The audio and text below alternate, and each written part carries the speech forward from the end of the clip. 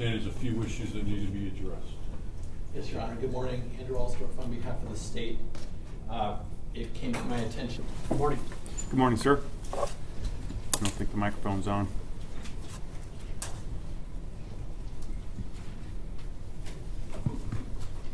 Let's try that. Good morning. Yeah, much better. Thank you. When we left off yesterday, we had been discussing the recovery of what had subsequently been identified as Patrick Shunn's Arc'teryx jacket on May 15th. That's correct. And we went through a series of photographs that documented that recovery and actually physically entered the jacket itself yesterday in front of the jury, correct? That is correct. The last thing we did, yes. Okay. So what I want to do is to finish up with the items, or at least some of the items that were recovered at that scene into evidence. So initially, I want to hand you what's previously been marked for identification as State's Exhibit number 664. This has been pre-marked and pre-admitted, and following the same procedure, we ask you whether you recognize that packaging, and if so, how. State's Exhibit 664, following the consistent manner in which our evidence for the Sheriff's Office is collected, has the case number, the date, time of collection, who collected it, and what the item is. I recognize this item. This is my handwriting. Okay. And the markings on the bag indicate that what's inside? This would be the rope, or that cord rope that we saw several images of yesterday. This would be that item. And while you're opening that, again, like several of the items that we have seen throughout the course of this trial, we see the familiar blue tape on the bottom. That's correct. The blue tape that you see here is from the Washington State Patrol Crime Laboratory.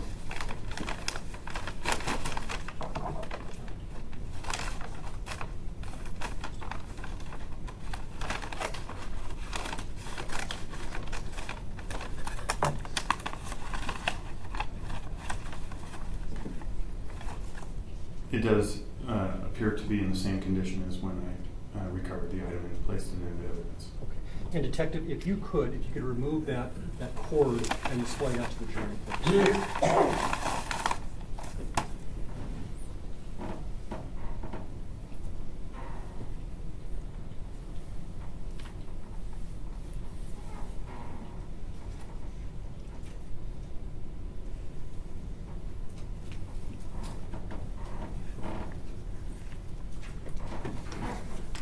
Go ahead and place it back in. If I may point out a section of the rope that we saw in one of the images yesterday is it's stained in the middle here, which is consistent in everything in my training experience to be consistent with blood. And it was just something that we noted. That's why we were very careful in our collection of the item. And is that why ultimately that was sent off to the crime lab for examination? That's exactly why.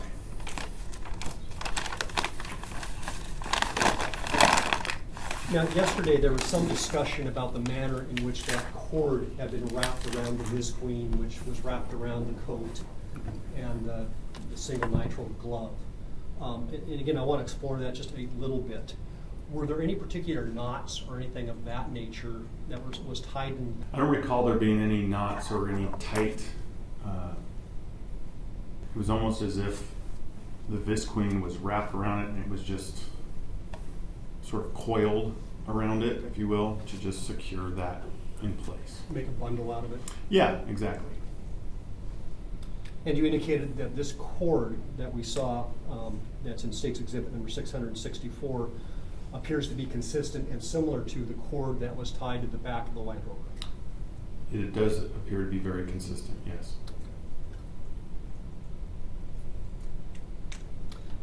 I'll trade you here and when I can. State Patrol Crime Laboratory.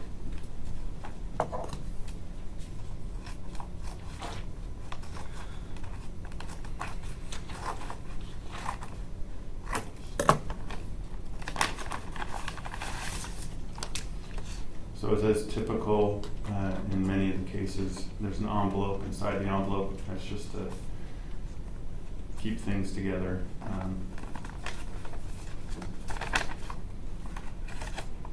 And this does appear to be the same as when it was located and collected as an evidence item.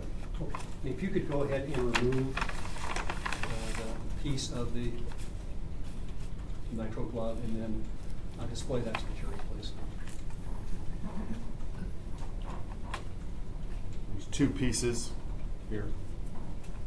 And they are connected by the smallest of markings at the bottom, so it's probably one and the same.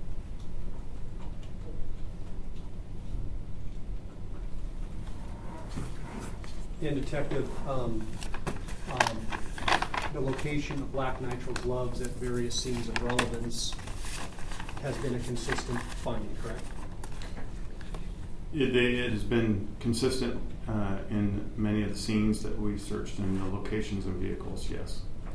Now, in regards to the black nitrile gloves that were recovered at the car recovery site that we discussed when we were going through the processing of that scene, do these two pieces of black nitrile glove appear to be consistent and similar to those gloves? They do, and they are also consistent with gloves that were recovered at the former Reed residence. Step down. Next witness.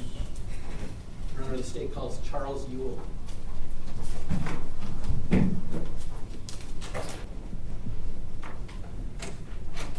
Come around here, and then when you get to the first step, just take a step up and stop for a second, please. Have you raise your right hand?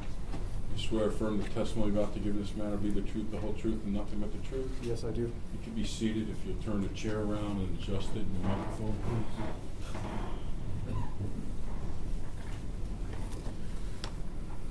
Good morning, Mr. Ewell. Good morning. Let's start by having you just state and spell your first and last name so the court reporter can take it down. Charles Ewell, C-H-A-R-L-E-S. Ewell, E-W-E-L-L. Thank you. Hang on one second. You could move the chair up and you could adjust the microphone so you're comfortable, okay? Okay. Go ahead, Mr. Owens. A little bit nervous today? Oh, yes, quite a bit. Okay, well, let me just tell you, if you don't understand any of my questions, you can ask me to restate it for you, okay? Yes. Because the point is you need to understand what I'm asking before you can give your truthful answers, okay? Where do you currently live? Phoenix, Arizona. Okay. How long have you lived there? Approximately 10 years. And here we are in Washington. When did you get here in Washington? Yesterday, about 3:30 p.m. Okay. Is that for the specific purpose of testifying here today? Yes. Okay. You ever been to Washington before? Yes. Tell us about that. What are your connections to Washington? I'm like kind of like my parents worked for Boeing, so we lived in Pendleton, moved up here about when I was 11. Okay. And So let's take this step by step. They become quite good friends with Tony Reed. yes. How'd you meet him? In elementary, I think football or sports or Sure. something like that. Now, did there come a time when you actually lived with Tony Reed and his parents for a time being? Yes. Tell us when that was and what were those circumstances? I was in high school at some point. And you could say I ran away from home, or whatever, and then Tony Reed's parents let me stay there with him. Okay. And that was in Lake Stevens at the time? Yes. And so was your relationship with Tony close enough where you felt like you were kind of one of their family for a while? Yes. And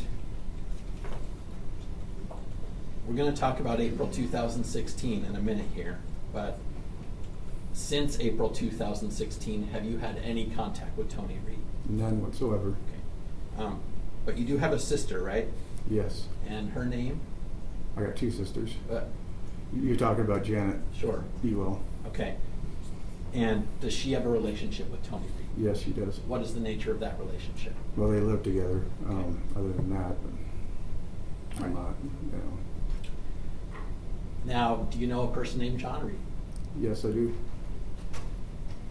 Have you known John Reed as long as you've known Tony? Pretty close. I mean, you know, first few years, probably not. Sure. You know, Well, let's start with this. Is John Reed older or younger than his brother Tony? he's older. How much? I think he's the oldest one. Like, how many years would you estimate John is older than Tony? Maybe 5 or 6. Okay. So when you were friends with Tony growing up in high school in Lake Stevens, was John around that much? No, he was in college. So tell us the extent of any relationship you've had over the years with John Reed. We see each other, you know, I mean, Christmas or, you know, when he came back, I mean, but it wasn't, you know, just here and there. You know, it's not like we went out and had beers or anything. Okay. Would you say you were even friends with him? Well, he's part of the, you know, he's our family, so. Sure. I guess you could say we were friends. We didn't, you know, I mean, Did you talk that much to him at all? not that much because he was older and Okay. he's smarter. I don't know. Mr. Ewell, I'm going to ask you to look around the courtroom and let us know if you can identify John Reed in the courtroom. Yes, I can. Okay. And I have to ask you for the record to describe something that he's wearing and where he's sitting. He's wearing a tan tie. He's sitting right there. Yeah. And I understand this might be emotional for you, and that's okay. All right. So, when did you say you moved to Arizona? Approximately 10 years ago. Right. I mean, I don't. What was the main purpose of you moving down there? When my daughter was old enough, I started a business, What kind of business? a fire sprinkler business. Okay. And is that what you do down there to this day? Yes. Now, in those 10 years that you lived in Arizona, from I guess about 2008 till now, did Tony Reed ever come and visit you? Yes. About how many times would you say? Maybe 3 or 4. Okay. I mean, I might have been right around in that area. And so one of those times was April 2016, right? That'd probably be another time. So it might have been 5. Okay. 4. But here's my question. Prior to the April 2016 visit that we're going to mostly talk about today, how long had it been since you'd seen Tony Reed? Maybe 2 years, maybe 3. Okay.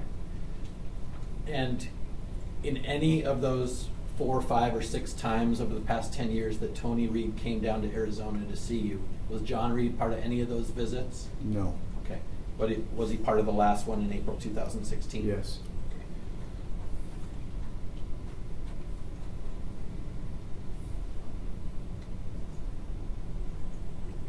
Is Tony Reed a close enough friend with you that if he wanted to just come to Arizona and see you unannounced, that would be no problem? It was. It was. It was. I understand things may have changed, so I'm just trying to get a Yeah, baseline yes. for your relationship. Yes. Okay, let's talk about April 2016, shall we? I think I might want to stop you for a second. Yeah. Short break here for a minute. All right.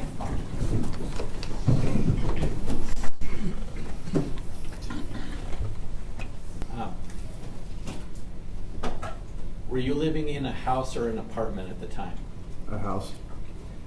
And the last time Tony Reed had come to visit you in Arizona, were you living in that same house? No. Were you living in an apartment last time Tony Reed had visited you? Yes. Okay. So, and this is in Phoenix proper, within the city limits? Yes, it is. Okay. And the address? of the house you were living at in Thir- April 2016? 3719 West Clallam Street, Phoenix, Arizona, 85051. Were you living there alone? Yes. Let's try to nail down the date when this visit happened, okay? Do you remember the date when you first became aware that John and Tony Reed were in Phoenix? It was Saturday. Okay. Right around the 18th. I'd have to see a calendar to tell the exact date it was. Okay. Pretty sure it was the 17th, Saturday, 17th of April. All right, so if the Monday of that week was April 11th, 2016, that would make sense that the Saturday was April 17th, right? Say that one more time, Wait, please. so, You said actually, it. no, if that Sunday would be April 16th, right? Yes, it was the 16th. Okay, so is it your testimony that you first became aware of John and Tony Reed being in Phoenix on Saturday, April 16th? Yes. Okay.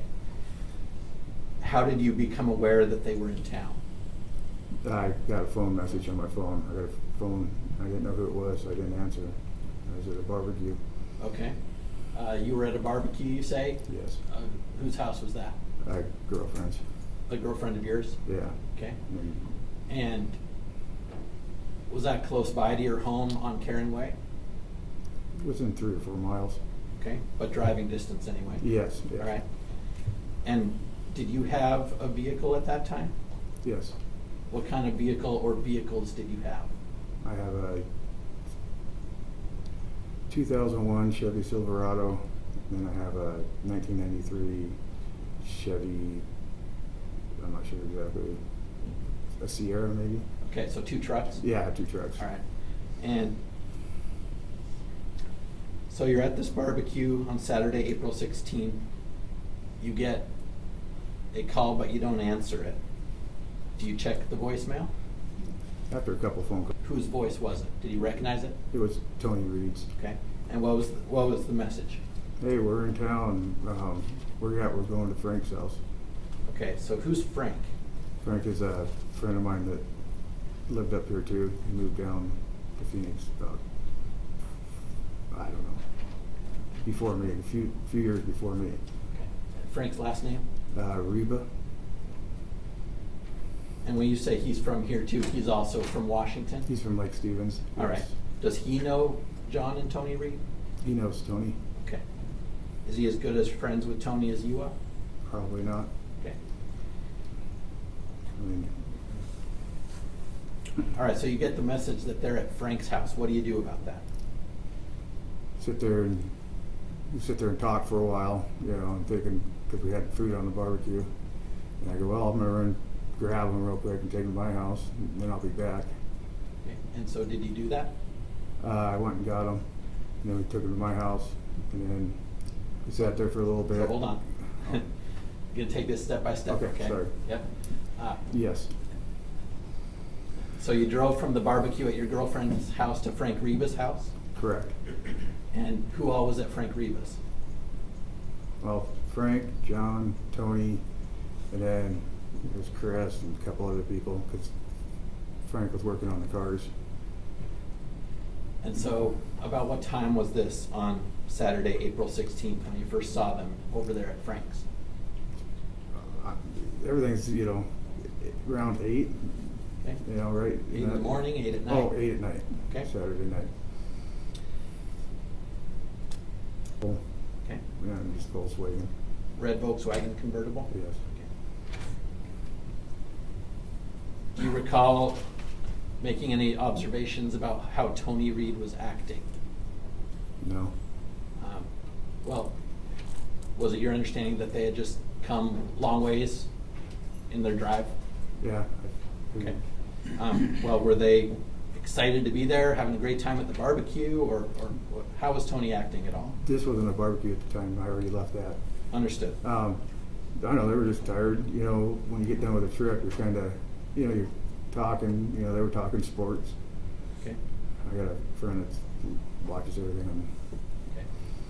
And I understand the inclination to say they were doing this, they were doing that, but to the extent you can you be clear about what John was doing or what Tony was doing? I mean, do you remember how John was acting at all? Was he No, tired he too? he came up and goes, hey, you're looking good. You know, I'm like, well, I gained a lot of weight. Okay. You know, but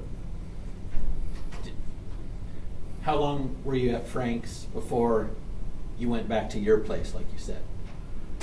I would say, I don't know how long they were there. I'd say we were there maybe a half hour, 45 minutes, half hour, 45. We just, you know, approximately. Okay. And so when the decision was made after maybe 30, 45 minutes to go back to your place, who all drove in what vehicles? They drove their car, and then they followed me in my truck. Okay. And so when you get back to your place, did you notice anything that they had in the car with them? Not at that time, Okay. you know. Would you ultimately, before they left, make any observations about the things that were in that red Volkswagen convertible? Yeah, they had a lot of water. Okay. Yeah. Can you be more specific about what you mean?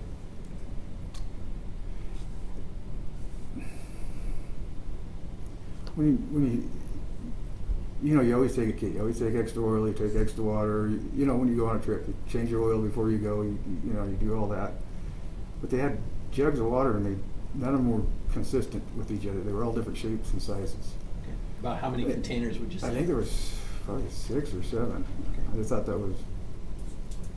Besides the water, did they have anything that appeared to be containing clothing or anything else?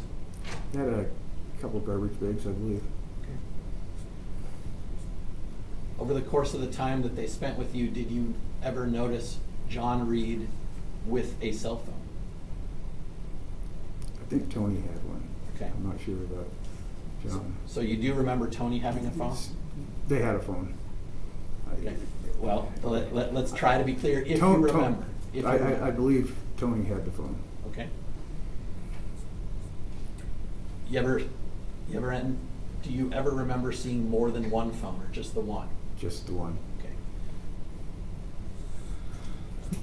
Did either one of them, let's take this one at a time. Did John Reed ever display to you that you could observe any signs of being physically injured in any way?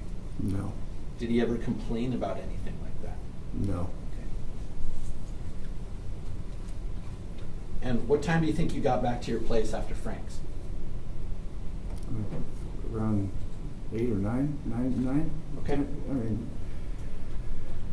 So, what happened back at your place? Did you spend a lot of time talking, or what happened? no, actually ordered a pizza. Ate a pizza, and then pizza came, and Ron showed up because I never made it back to the barbecue. Who's Ron? Ron is a friend from Vegas, which is Sonia's old boyfriend. Okay. And who's Sonia? Sonia is John and Tony's sister. Okay. And what's Ron's last name? Croker. Out of the ordinary at this time? No, because he came up and said, talked to him for a few minutes, and he grabbed his stuff because he was going back. Who's he? Ron. Okay. Ron came back, and he was went over there and spent the night at her house. All right. Friend of mine. How did that night end? Saturday the 16th. Went to bed. Okay. Where did John and Tony go to bed? I believe Tony slept in the spare bedroom, and John slept on the couch. Okay. What happened the next day, Sunday, April 17th? Well, we all got up and started moving, Well, what do you mean start moving? Just I don't know, about 9 or 10, just starting to. okay, so we're not talking about like moving. Oh, no, like a moving waking van up. or anything. No, waking up, doing your hair, taking a shower, Got it. just. All right, so was there a particular plan for that day that Yes, came about? We were gonna go to a friend of mine's and have a barbecue. Okay, same friend, the girlfriend from the day before? Or No, different friend. All right. Frank Reba's or no? Yes, Frank's Reba's house. Okay, so you were going to go to Frank Reba's. Did you end up going to Frank Reba's? Eventually. All right. Did John Reed accompany you to Frank Reba's initially? No. Did Tony Reed accompany you to Frank Reba's initially? No. Did either one of them give an explanation for why they didn't come, even though that was the plan? They were tired, they were gonna come a little later. Okay. So, do you remember what time you personally went over to Frank Rivas? I went to Chris's first, which is another friend of mine, Okay. and around 2? Okay, 2 in the afternoon or Yes, so? 2 in the afternoon. All right. I mean, right in that area. All right. So, you go over to Frank's around 2. Where are John and Tony? They're at my house. Staying at your house? Okay. And what do you do when you get to Frank's? Chris's. Okay, you're All right. still at Chris's? Yeah, we were there and, just hanging out in the backyard, drinking some beer. And then, I don't know, it was like 6 or so. I think I called Tony, I'm not sure. They were gonna stay, but and then I got a text message about what happened. All right, so let's talk about that. When you say that you got a text message about what happened, are you saying you became aware that John and Tony might be wanted by law enforcement? Yes. When you got that text message, who was it from? And, excuse me, actually Ron called me Okay. and told me, because he went home to Vegas. Is that Ron Croker that you mentioned Yes. before? Yes. And did Ron Croker provide you with a specific link to any information? Yes. What did he do that gave you information? That's when he texted me, and I got on the phone with the information on it. Okay, so when he texted you, what do you mean you got it on the phone? What did you get from Ron Croker? Objection that you were saying. Goes to a What state of role in mind. relation to this case? You can answer. I don't know.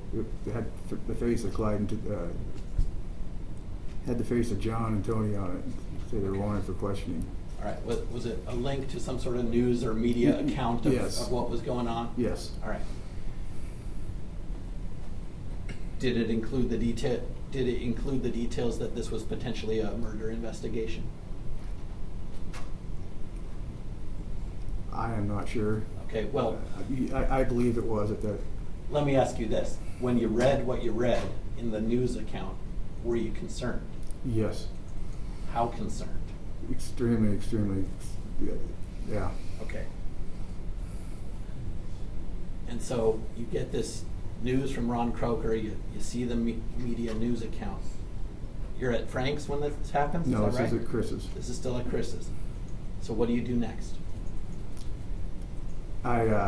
Well, they asked me what happened. They asked if my mom or daughter was hurt or something happened to them because I just, Who asked you what happened? friend Chris. Okay.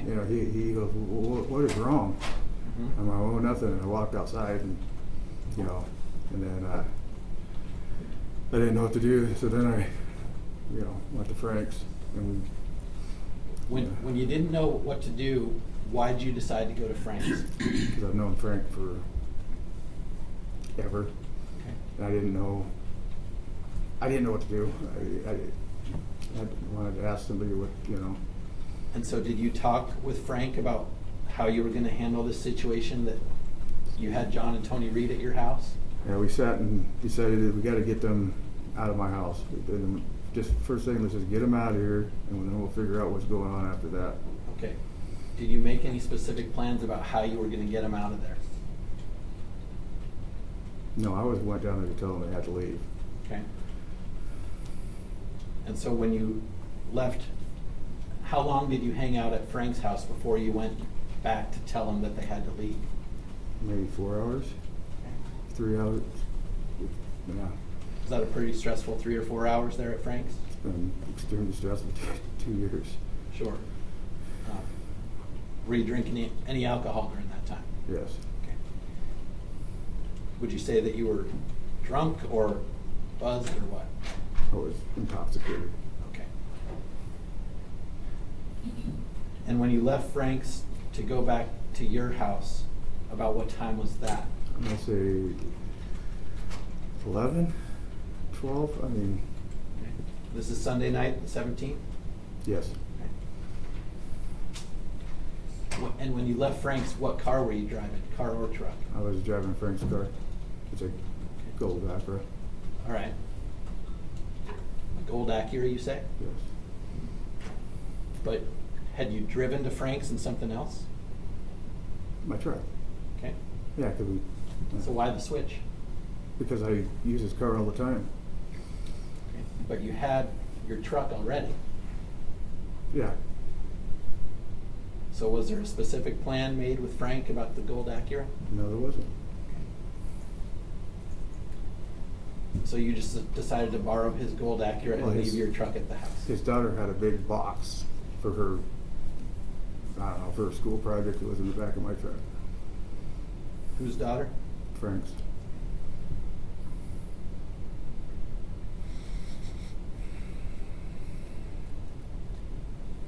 Before I ask you what happened next, I want to ask you to describe your house for us.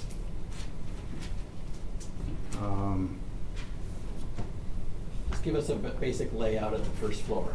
Oh. Just so you understand, Mr. Ewell, when you're coming back to your own house and you know John and Tony Reed are in there, you've already said how stressful this was for you. What was your plan? How were you going to approach this situation? I was going to tell him they have to leave. I woke him up. I go, you can't, I mean, you can't stay here. This isn't, you know. Yep. Do you remember waking them up? Yes. Where was John? John was on the couch. Okay. And where was Tony? Tony was in the spare bedroom. Now, what had you done about the front door?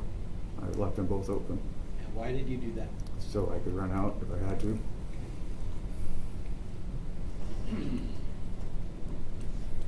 So you wake them both up?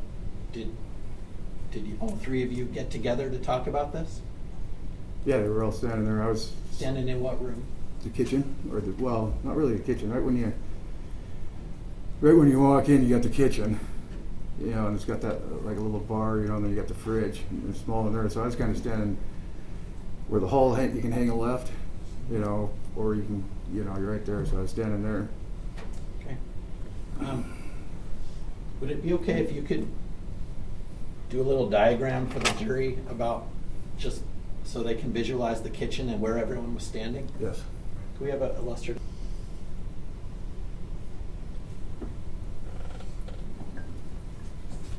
That's the fridge.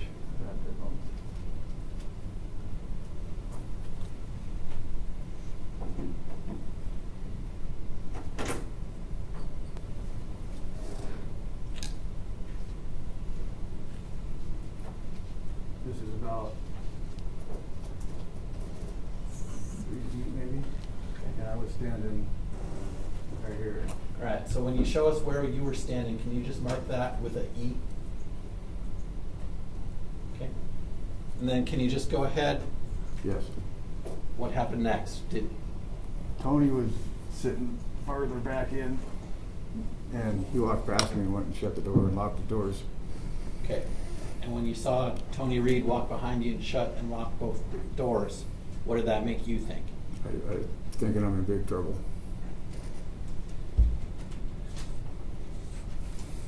Did John Reed say anything in response to you saying that they had to leave? He said,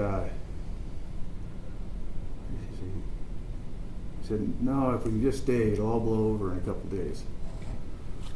And how was he saying that? What demeanor did he have when he said it? Like a panic. Okay. Like what? Like a panic. Thanks.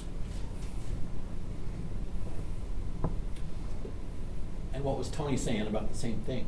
He was saying, I don't remember exactly what he was saying. That's where I don't, it's been, they were saying if they just stay a few more days. That's, Do you remember John Reed telling you that you were their last chance? yes.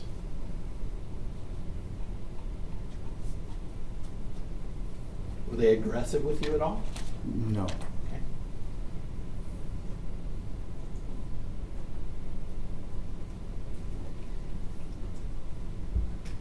How long did this pleading go on where they're saying last chance and it'll all blow over in a couple of days?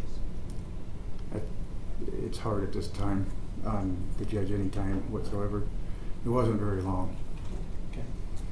And what happened next? I gave them a gold Acura and told them they had to leave. Did you give them anything besides the gold Acura? Yes, I gave them some money, How much? $500. Did they give you anything in return? No, they did not. So, Mr. Ewell, I know you've answered this kind of question a lot before, but the jury is surely wondering. You gave away Frank Reba's gold Acura? And I don't feel good about it. At this point, you go into mode that, you know what, I just need to protect myself. I will just do whatever it takes. I'll deal with it in the morning. That's, I'm here to be able to, I don't know if they would have done anything. I felt like I'll deal with it tomorrow. I just can't, How were you feeling in that moment, in that kitchen? I was thinking that I might not make it.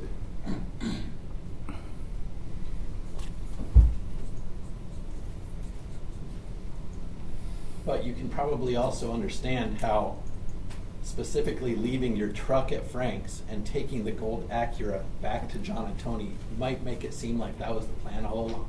Yes, I understand that. All right. And that gold Acura was probably worth what? $5,000-6,000. Okay.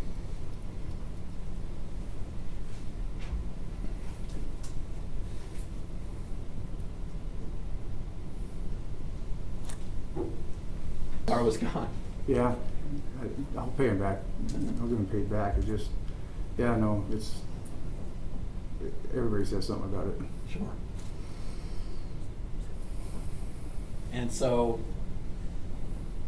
is this still Sunday night? Yes, When they drove, did they drive away? yes. What happened with the red Volkswagen? They drove with it. Do you remember who left in that one? I don't remember it that, yeah. Okay.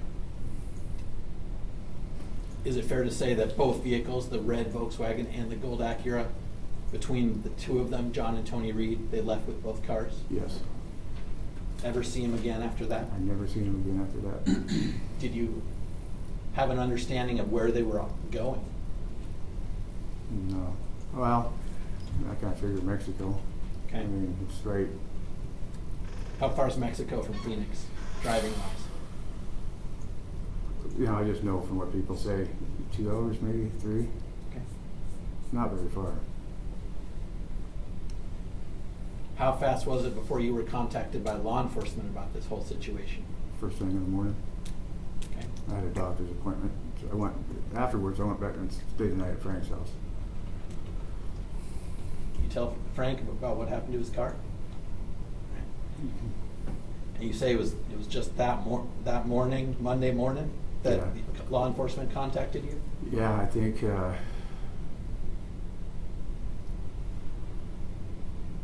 8:55 maybe. All right. I mean, it was What type of law enforcement? U.S. Marshals. And as the days and weeks unfolded, did you do anything to assist the U.S. Marshals in potentially bringing John and Tony Reed back into custody? Yes. What did you do? I stayed in touch with the family and tried to get whatever information I could to help. And was that at the U.S. Marshals' request? Yes.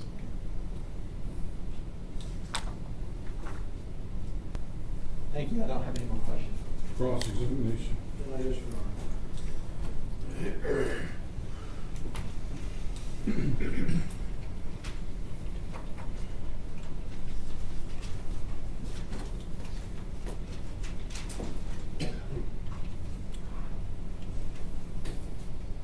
Good morning, Mr. Ewell.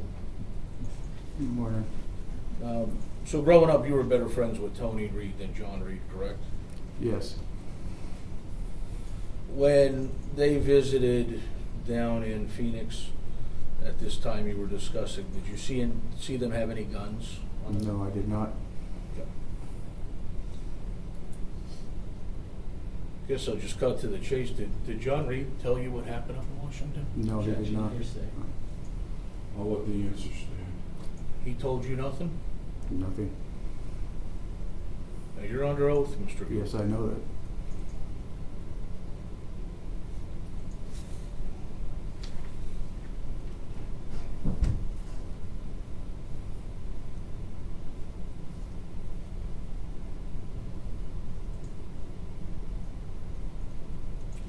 I have nothing further, Your Honor. Redirect. No, Your Honor. For a second, I'll swear you in.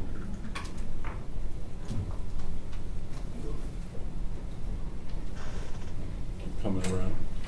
And raise your right hand. You swear affirm the testimony you're about to give in this matter be the truth, the whole truth, and nothing but the truth. Yes. You can be seated and turn around the chair and adjust the chair and the microphone. Good morning. Good morning. Can I have you state and spell your first and last name so the court reporter can take it down? Frank Reba, Frank Thank you. Where do you currently live? I just moved 4157 West Michelle Drive. That's Glendale, Arizona. He's Tony's brother. So, Tony Reed? Tony Reed's brother, yes. How do you know Tony Reed? Me, Charles, Tony Reed, we all grew up together. All right. Did you go to the same schools? Yes. Are you the same grade? I'm a couple years younger. Okay. How close of friends would you say you are with Tony Reed? I'm a pretty good friend, I would think. Okay. And how about his older brother John? Are you friends with him? No, I've only met him one time. Okay. And what time was that? When he came down, when all this started. Okay. Did you even know what he looked like before you met him that No. time? Do you remember what he looked like back then? Yes. Can you look around the courtroom and tell us if you see John Reed in the courtroom here today? Yes. We need to have you describe for the record what he's wearing and where he's seated. He's wearing a yellow tie, looks like a blue shirt, Okay. sitting to the right of me, in And- front of me. And the record will reflect he's identified the defendant. Other than the clothing and the circumstances, does he look about the same as he did back in April 2016? Yes. Okay.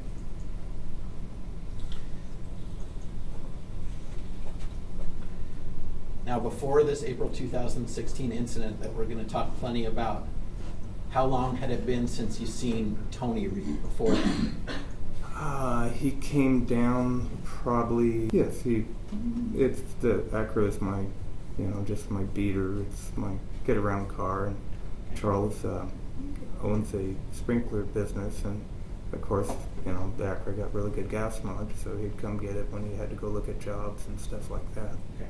So he had borrowed it before. Yes.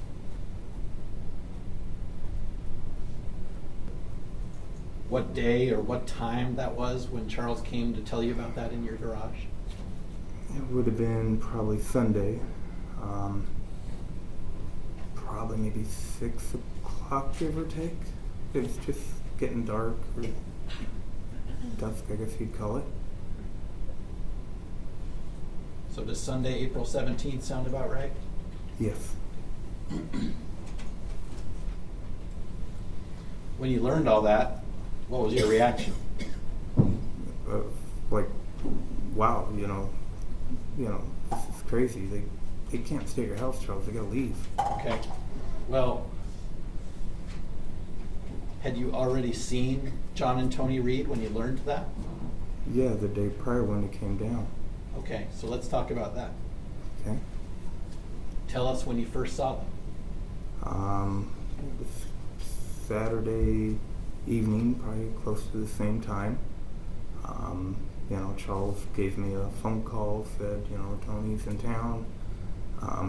He moved, so they didn't have his address, and they knew where I lived. And then Charles gave them my address and they came to my house. Okay. And so they showed up?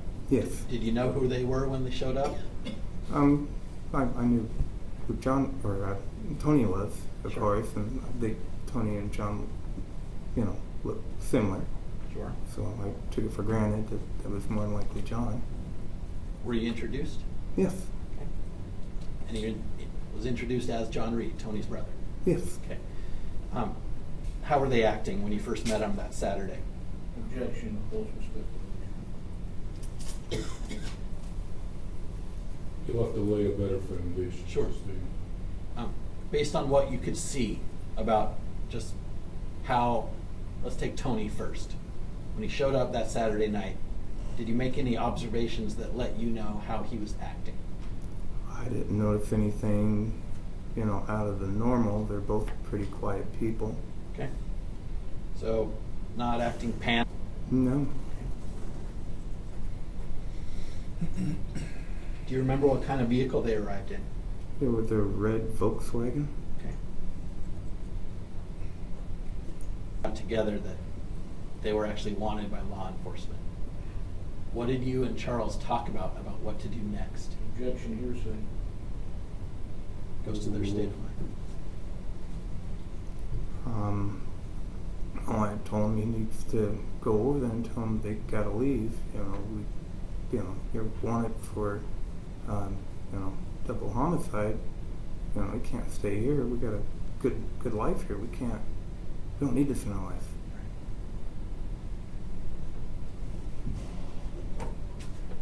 Did you know that Charles was going to take your gold Acura over there? I knew he was gonna take the Acura over there. I Sure. didn't realize he was gonna give it to him. No. Okay, that was going to be my next question. So, what did you know about why Charles was taking your gold Acura over to his place in the first place? Just going over there to tell him they gotta leave. Okay, but of course he drove there in his truck. He drove to your place in his truck, right? Mm-hmm. And he's just going to switch vehicles? He had keys to it. Okay.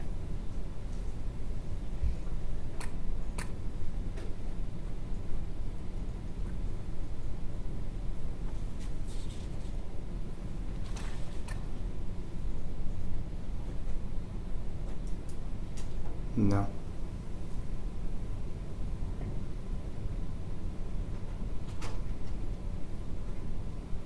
You ever see John or Tony with any guns No. when they were down there? No. You ever see either one of them with a cell phone? Yes, I believe so.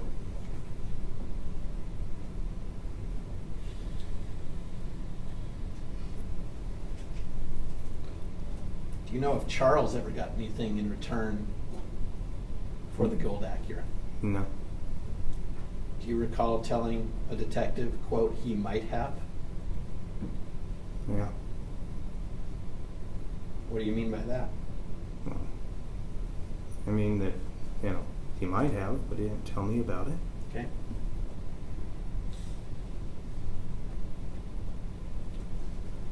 And about how long after Charles left with your gold Acura, did you ever see that car again? No.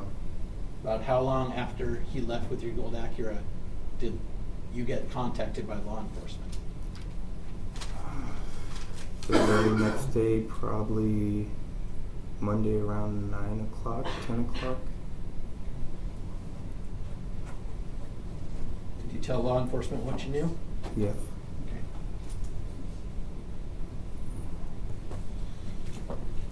I don't have anything further. Cross-examination. Just briefly, good morning, Mr. Reba. So is your understanding that both brothers were essentially in some type of trouble, correct? Yes. And that both were wanting to be questioned for a double murder? Yes. And that included Tony, is that correct? Yes. Okay. No further questions. Read the rec.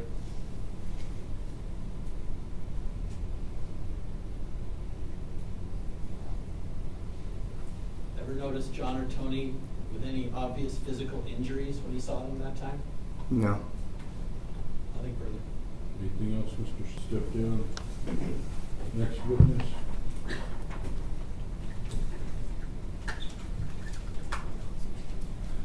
Recall Detective Bill, you testimony yesterday that on May 15th that you and Detective Fontenot had gone up again on the witness bench and had processed a scene where a bloody Arc'teryx jacket was found. Is that correct? Yes.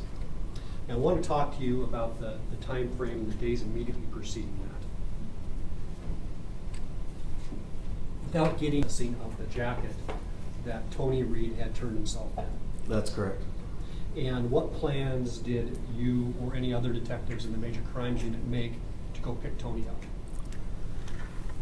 Once we learned that he had been taken into custody, we made plans to travel to San Diego on the 19th of May, and we did so.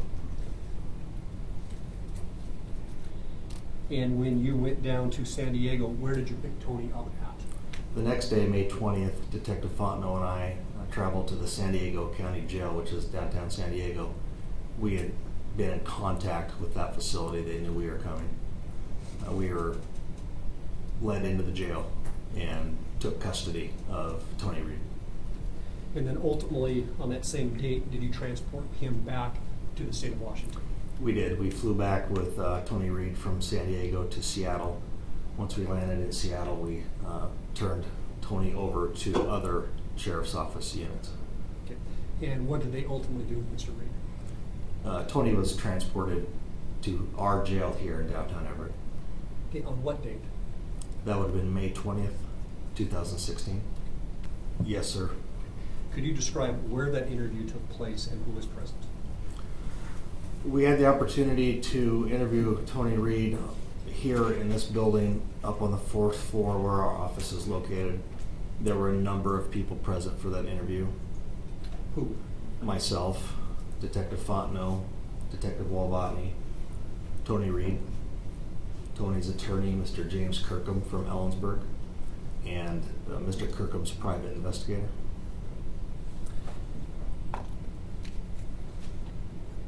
This interview, was it videotaped? Videotaped and then separately audio taped. Approximately how long did this interview take? My recollection is a number of hours. Now, this is approximately, 6 weeks after the disappearance of Monique? Patrick Shun? I'm sorry. Yes, 5 to 6 weeks, something like that. By this point in the investigation, has law enforcement come to the conclusion that Tony wasn't on the west side of the mountains when Monique and Patrick disappeared? That is correct.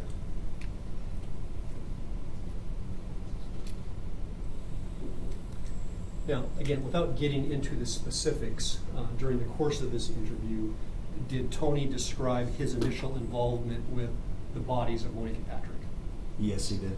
Did he describe ultimately what occurred with those bodies and what occurred with the vehicles? Correct. Was there also some discussion about the cell phones that Monique and Patrick had? Yes. And in his descriptions of what occurred with the cell phones, did that strike something for you? It did. Describe that for us. Prior to this interview, when we had been previously searching the properties down off of Whitman Road and then up on the Whitman bench and the forested land in between, I had walked the trail that leads from the former Reed property up to the Whitman bench because I wanted to understand the topography and what areas lie between the end of Whitman Road and where we located the vehicles up on the bench. And during the walk of that trail, came across a concrete culvert, partially buried in what surprisingly was a very wet and mucky little area along the trail. That struck me as odd, but we knew that we had to also slide in close proximity So I thought, wow, maybe this is part of the water system that was part of the Oso slide. So that little spring, that little well, that little concrete culvert that had muddy, mucky water in it was something that I recalled. And what was it that Mr. Tony Reed indicated about the ultimate location of the cell phones that brought that to your attention? Tony Reed told us during the interview, excuse me, that he had placed. Objection to hearsay. Response. To explain what he did next. Okay, the next testimony not be considered for the truth of the matter asserted, but only in relation to what the detective did based on the information that was provided to him. Thank you. We learned that the phones had been placed into that concrete culvert where the muddy, mucky mud and water was located. So you heard Tony give that information during the course of this interview. What did you do? I immediately recognized that location that he was referring to. So I quickly got out my work phone and began texting members of the search and rescue unit. And we had a back and forth texting conversation where I said, do you guys recall, do you remember this location? Yes was the response, and I explained to them what we had just learned in the interview, and I requested that they immediately go to that culvert on that trail and see if the phones were inside the muddy culvert. And was one of the individuals that you were having this text conversation with Sergeant Danny Wickstrom? Yes, Sergeant Wickstrom. And earlier during the course of this trial, we saw a number of photographs of a location where the phones and a wallet were recovered. Is that the area that you indicated that stuck in your memory? Precisely. Now, during the course of this initial interview with Tony Reed, this information that he was giving about the phones and their ultimate secretion in this, what are we going to call this? Catchment basement? I wouldn't really call it basin, no. Most culverts are horizontal to let water run underneath the roadway. Well, these concrete culverts were actually in a vertical orientation. Why, I don't know. But that's where they were.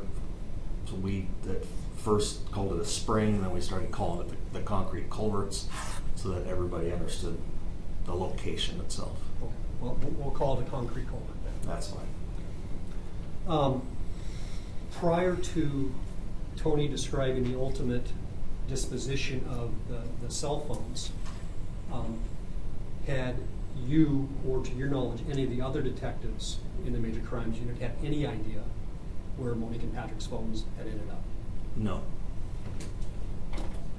How long after this text communication between yourself and Sergeant Wickstrom did you discover that, in fact, the phones and the wallet had been discovered? Surprisingly quickly. The folks that Sergeant Wickstrom detailed to that search responded back quickly that they had located and recovered the items in the culverts within a couple hours. The following day, Monday, May 23. Absolutely. And what were those plans? We, when I say we, Detective Fontenot and I and other members of the Major Crimes Unit had planned and did initiate that plan and execute it to take Mr. Reed essentially on a field trip. He was going to show us specific locations up on the Whitman bench where we could locate the things we were seeking. And those things were what? Primarily the bodies of Monique and Patrick. During the course of the interview with Mr. Tony Reed, was there also some discussion about the laptop computer of Patrick Shum? Laptop, computer, and another item as well. Okay. Would that be the game cam we've heard so much about? Yes, the game camera. And were those two items that there was also a plan to locate with Mr. Reed's assistance?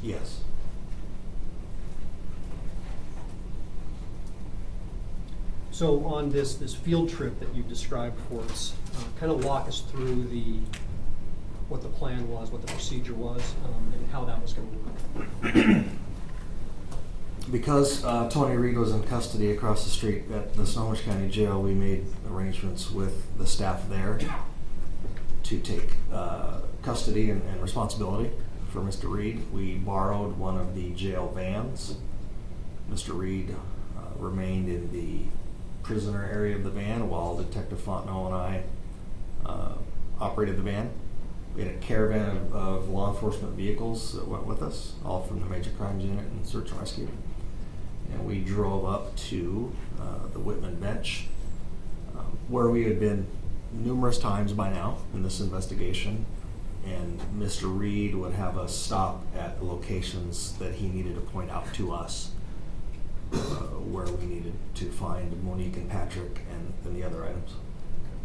Now, during this field trip, you indicated there was kind of a convoy of law enforcement. Correct. Okay. Which detectives from the Major Crimes Unit in the game cam, the bodies of Monique and Patrick, was there also a desire to have information about the placement of the pair of glasses and the house keys to Monique and Patrick's house from Mr. Reed? Yes.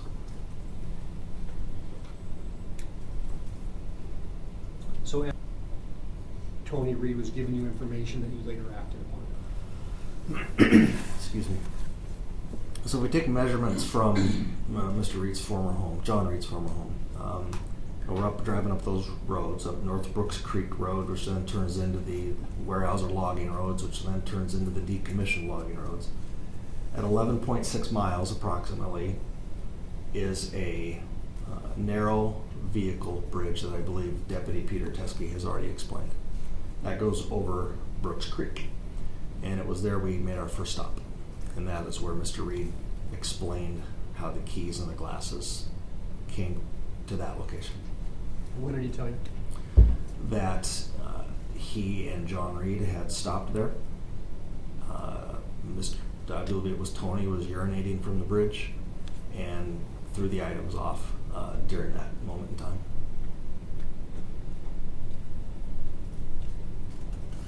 Essentially closed the chapter of the bridge and the glasses and the keys. We got back into our vehicles and continued on. And again, using that measurement from the former Reed property down on Whitman Road, we now traveled to a clear-cut area that we had driven by multiple times in the preceding month. And that location was approximately 14.3 miles from the former Reed property. And as we were driving through this clear-cut, Tony Reed told us to slow down because he was now beginning to focus on a particular geographical location. And we came to a spot and he said, "Stop, this is it." What happened next? Tony told us to walk off into the clear cut to the east. There was an opening in the vegetation there. This clear cut had been cut some number of years ago. The trees that were now growing back were approximately 5 to 6 feet tall. So you really couldn't see off in the distance very far, but we could see that we're going to travel east into this revitalized clear-cut area. Mr. Reed stayed in the van. The other people from the law enforcement convoy stayed there as well. And Detective Fontenot and I walked off to the east to see what we could find. Were you looking for any particular landmarks based upon the description that Tony Reed had given you? Yes. What were you looking for? Tony had told us that we would locate an uprooted tree, so a big root ball would be visible, and there's soft dirt underneath that root ball had been the location of the grave they dug and where they put the bodies and then covered the bodies back up. Okay. So if you could, Detective Bill, you described for the jury how you and Detective Fontenot made efforts to locate this root ball and what it was that ultimately found. As we walked east into this clear cut, we obviously were looking for root balls. And we noticed a few. As we got into the clear cut further, approximately 100 feet or so, we came across a root ball, and based upon the description of what Tony had told us we would find on top of the dirt, which had been put on top of the bodies, we recognized almost immediately this is the spot based upon the loose wood debris that was on top of somewhat loose dirt. This instant recognition as to this being the grave site, what was it specifically that Tony Reed had told you that made you recognize it so quickly? Once they put the dirt back over the bodies, they gathered branches, chunks of wood, forest debris essentially, and it had even taken branches from other trees and stuck them in the ground vertically to make them appear to be smaller trees growing. And then in addition to those vertical branches made to look like trees, there were other branches and other pieces of wood laying horizontally. But so much time had passed since the bodies had been buried that those then, back in April, vertical branches had died off. And we just had this little cluster of dead branches sticking up out of the dirt vertically. So that clearly was something that caught our eye. Is this a good time to stop? It is, thank you. All right, we're gonna take our morning recess. And have you close your notepads, remind you can't discuss the case along with Shelley or anybody else. As she was taking notes, there might have more of an issue. I guess the only thing that has it been communicated to juror number 9 that this is an older notebook that has previously been used, and that might be where that's coming from? Yes. Okay. All right, we'll be in recess for 15 minutes. All right.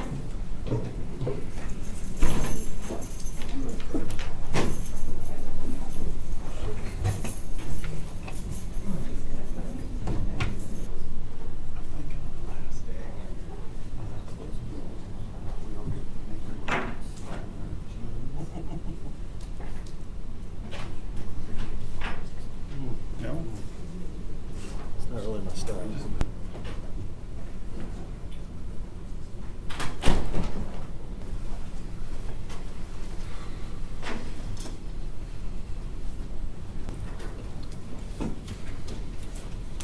When we left off prior to the break, you had been describing for the jury your and Detective Fontenot's initial approach towards the root ball. Yes. And you had described for us that by the time that you and Detective Fontenot had arrived at this location on May 23, that there were a number of vertical boughs that had been stuck into the soft dirt that were now dead. Correct. Now, the root ball itself, as you and Fontenot approached it, did it appear to stand out from the other detritus in this clear-cut area? It did look different than any of the other root balls that we had walked past. Okay. Describe how.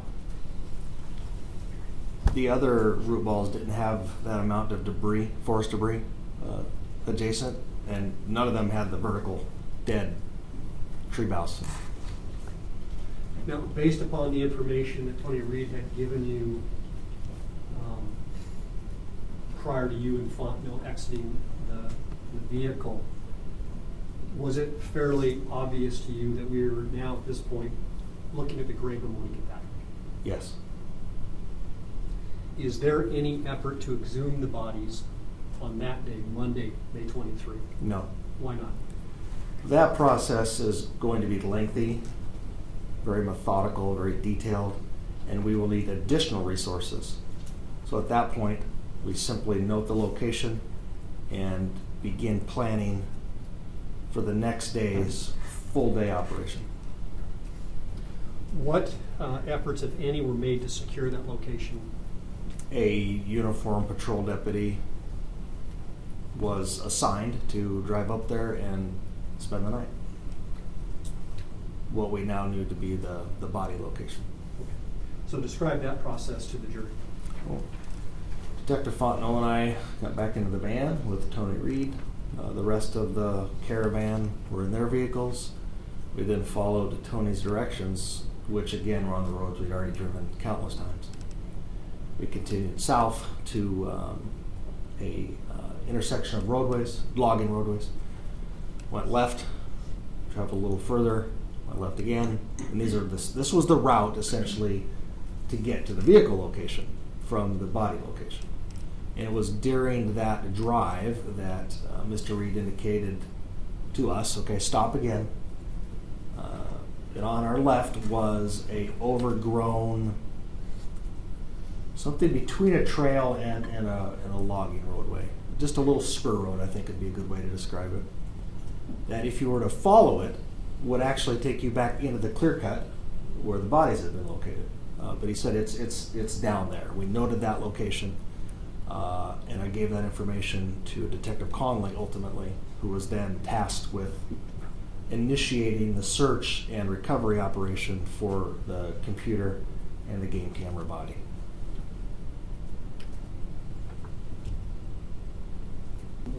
Located in a grave. What's the approximate distance from that clear cut to the clear cut where the vehicles had gone over the edge of the ravine? Approximately 2 miles.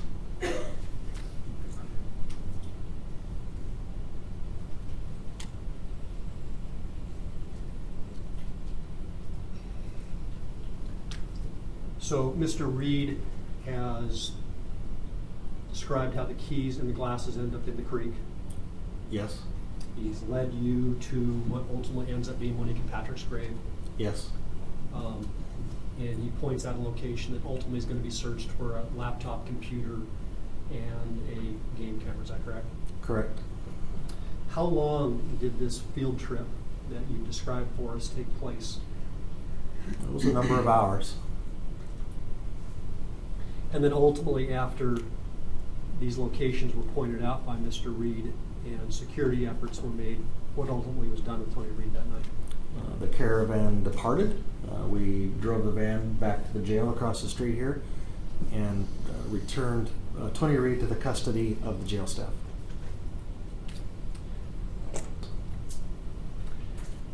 Judge, I have no further questions for Detective Villieu at this time. Thank you. Cross examine. Next witness. Your Honor, the state recalls Detective Ted Betts to the stand.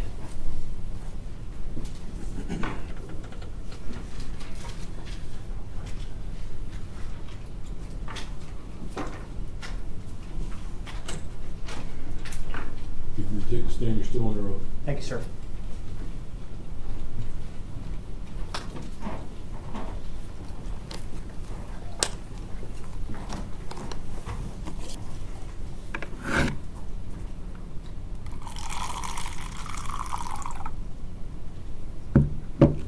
Detective Betts, good morning. Good morning, sir. Let's pick up your testimony for this brief section back into your role as primary scene photographer, shall we? Yes, sir. And I will direct your attention directly to May 24th of 2016. What were your assigned duties that day in total? Primarily, my role was to photo document the scene from the ground and from the air. Okay. And is this the day after Tony Reed had pointed out to other law enforcement officials the location of Monique and Patrick's bodies? Yes, sir. Now, we've heard testimony that this was an extensive operation on the May 24th to exhume the bodies, if you will. What portion of your role took place on the ground and then from the air? I would say most of my role took place on the ground. It was a rather large scene, as you'll see in the photographs. We're talking acres and acres. And I needed to properly photo document that not only the general clear-cut area from the ground, but also the area leading up to where eventually we found Patrick and Monique. So I wanted to give the best possible documentation so later on we could look at it and understand where everything fit in. And then from them because there's a couple of different things we needed to pay attention. It wasn't just the grave site, but I also was made aware of a location where vehicles had been parked and it wasn't right at that site. So I wanted to show where the site where the vehicles are parked was in relation to where the grave site was. But also I wanted to show where that general area was in relation to where the vehicle recovery site was. Because all of this is on the area we know as the Whitman Bench. But once you get on ground level, it all kind of blends in with each other. And so getting the aerial view would provide the best perspective for somebody who's never been there. And when you say that you had what you're depicting here, and also take some time to tell us what your plan was while in a helicopter to do a thorough documentation of this scene. Well, shooting photographs from a helicopter is not quite as easy as it sounds. There's a lot of vibration involved of the room. I wanted to do the same thing at this scene. I wanted to go to different parts of this area and then shoot towards the middle, north-south. So I'm focusing to the south, and you can see the clear cut. As if you don't know what a clear cut is an area of trees that have been cut from the forest, and you'll see various slash piles throughout, like I've talked about earlier. But then, if you another good thing to look at when you look at these photographs is on the road you'll see a big red vehicle. That's our scene response vehicle. We have all our tools and such. Trail that led to where Patrick and Monique were recovered. Now, that trail was created by us because of the repeated foot traffic going back to Patrick and Monique. And you said that your helicopter flight for the... I'm at the, I guess it'd be the southeast corner of the clear cut, shooting to the northwest. Again, you see the big red vehicle and the recovery site not far away, and then the road that leads into it. What you can't see very well, and what we'll see better in other images, is another road that cuts off to the side back here.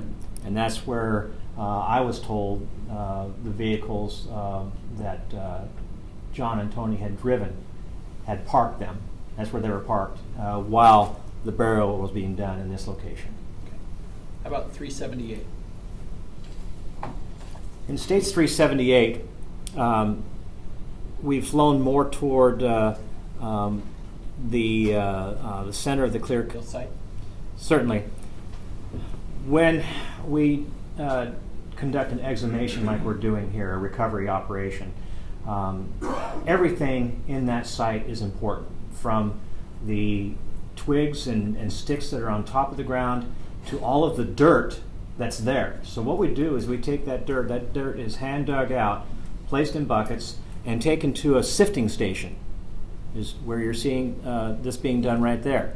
And so, as you can imagine, just like an archaeological dig, there is a screen, a box, and that's shaken back and forth. You won't see anything like this right here. That's because we created that day. And so remind us about how many personnel from that 9 a.m. period down to around 4 p.m. on May 23rd were traversing back and forth in this area to create that trail. I think there was probably 8 of us there. Okay. I'm guessing, not counting heads actually. I think there's about 8 people there. Moving on to States Exhibit 381. 381 is just a closer view of showing the same thing. You can see now where the sticks are on top of that tarp. This is another evidence processing table. We would do final bagging of certain things and marking and labeling and such. And then again, you can see our operation, the 2 evidence tables, the sifting station, and where the site was. Every site roughly right here. And you can see all of the woods. This is the Whitman Bench area. This is all flat up here. And that falls off on most sides. I think on 3 sides at least, it falls off. And so this is a huge area that had been searched as far as I knew. I wasn't part of all of that, but I know that a massive search effort's been going on. So I wanted to show just how big this area is and where they ended up being and document that. And I think you previously referenced in your testimony about and the former home of John Reed. Well, that would have been more often this area out in here. I'd have to look at the overall map to be exact, but as I recall, it was out in this general area after it falls over after the elevation gives way. Okay, let's move to 376. Not as recent photographs as I would like. And this was my first opportunity to get a view of this area from the air. So I figured as long as I'm in a helicopter, let's go shoot it. And then I can get area is off in this area over the edge. This is the ravine that I talked about a few days ago where Monique's Jeep had gone down. And this area right here is where we found Patrick's Land Rover. And then obviously this is where the tarp with the tools and the branches and the gloves are found. And there's a road, as you can see right here, that leads into that. So at this part of the flight, we're flying in that direction, and I took a photograph to document that clear cut. And are we yet in this picture able to see where the burial site is? No, because we're facing almost the exact opposite direction. The burial site is on a bearing of 274.2 degrees from the vehicle recovery site. So if you imagine a clock, it'd be if you were looking at it at 12 o'clock, the burial site would have been off just past 9 o'clock, just above 9 o'clock. And moving on to states 389. So now we're facing more to the west. And what I wanted to show is where the burial site was in relation to the vehicle recovery site. So the vehicle recovery site's right here, where I'm indicating. And then if you look at this ridge right here, use this as an indicator. If you go straight down, where Patrick and Monique were recovered was over here, roughly 1.13 miles away as measured by Google Earth. And the reason why I know that is because I actually looked at Google Earth images of where we do the same thing here and then do a straight line measurement. And moving to the next exhibit, which is? Well, as has been described, Detective Billy and I spent a considerable amount of time with Tony Reed the day before. We drove him up to the location, same location we'd been at a number of times, been by at least a number of times. So given the nature of the topography and what we observed in that initial response, when we first discovered what we believed to be was the gravesite, that really set in motion along the lines the same way as we approached the vehicle site, the vehicle recovery site, and the searches, all the other searches, essentially, where we had to hold the scene. We wanted the best opportunity with the best light in the best of circumstances. We had assessed, Detective Billy and I had assessed the site, the grave site area, and determined that we really didn't need to take extraordinary measures to protect any obvious evidence that may be recovered. So we marked the area, the entrance point. We were the only two to enter because we didn't want to disturb a lot of things. Put a cone there and placed a deputy. A deputy was summoned, a uniformed deputy. They parked their patrol car right in front of this site. I actually recall that gate that we heard that leads up 14 miles away up North Brooks Creek Road. That gate was actually closed and locked just to try to prohibit as much or any access to the area so that we could be very careful. Our crime response unit, as you heard Detective Betts describe, we put that together, made sure we had all the resources for that. We wanted to have a forensic anthropologist that we've used in other cases that Detective Billy and I have been responsible for, where we've exhumed or extricated remains from the ground. So, I mean, all of those things had to happen.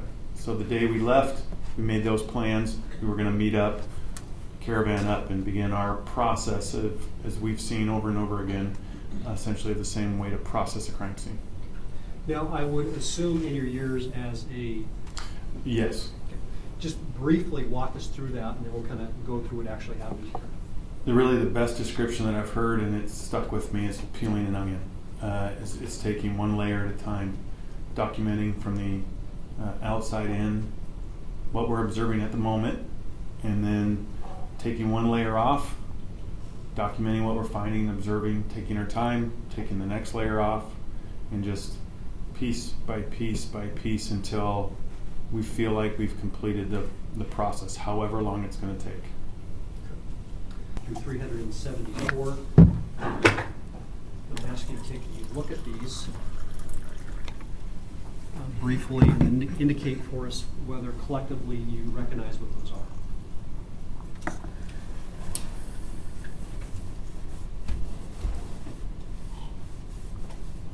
Yes, I know what these are. And what are those images of?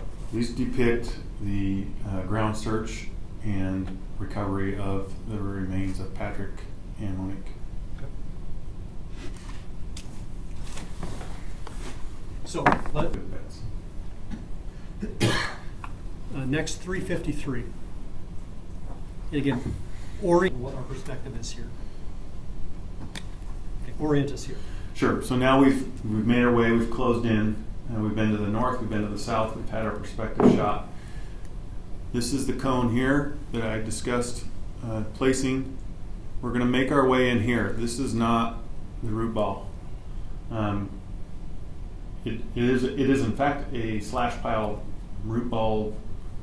But what we're gonna end up walking back in here and actually going back a little further than that. So this would be the cone. This is the entry point. You can see some shine or some of the grass is laid over. That is Detective Billy and I the day before we made that little indentation in the grass. We're gonna make our way in. So we're gonna take it one step at a time. We're gonna peel that onion. We're gonna start to take it down one step at a time. We're just moving in. 359, State's Exhibit 359 is the first sighting, or actually it's the first picture that's being taken on the 24th. This is what Detective Billy and I had seen the day before. So this is the root ball that you're seeing here approaching from the west to the east. So behind us is the road. It's right here. And it's underneath this root ball that ultimately the bodies of Monique and Patrick are located. That's correct. As it was described, and I came to know, is when a tree falls. So we're going to take some pictures as we go around this. You'll note this here is the actual site itself. You can see some debris on the ground. I'm going to stand up. You can see some debris on the ground here. So the root ball is essentially fallen over, peeled it up. Root ball. There's a tree attached to that on this side. And this is the soft area. And you can see the debris that we'll talk about in a little bit. The debris that was on the ground and what we observed. This is just an angle. We're looking to the north essentially. These pieces here and here, there's one over here that are actually upright, like stuck in the ground. Those were the pieces that had been stuck in the ground to look like a tree. This is the debris here. This is the actual site right here. This is the root ball. That's the, just for perspective, that's the tree. That the street or the road where we're parked is behind us in that direction. So it's off to your left and slightly behind you. The road's behind you. Documents just more debris. This is an actual, the intent of this picture is to document the covering crisscross. It's actually laid like this, and then it's crisscrossed, and then this is that dead tree that was discussed. This is another one. There's another one here. There's one right here. So they're just pushed into the ground 2 or 3 feet, and then these items are laid on top. And these vertical branches First falls over. It would not be expected to have this kind of debris. All the branches are on the other side of the root ball. All the debris is on the other side of the root ball. The root ball is essentially leaning forward and just pulling all the dirt with it.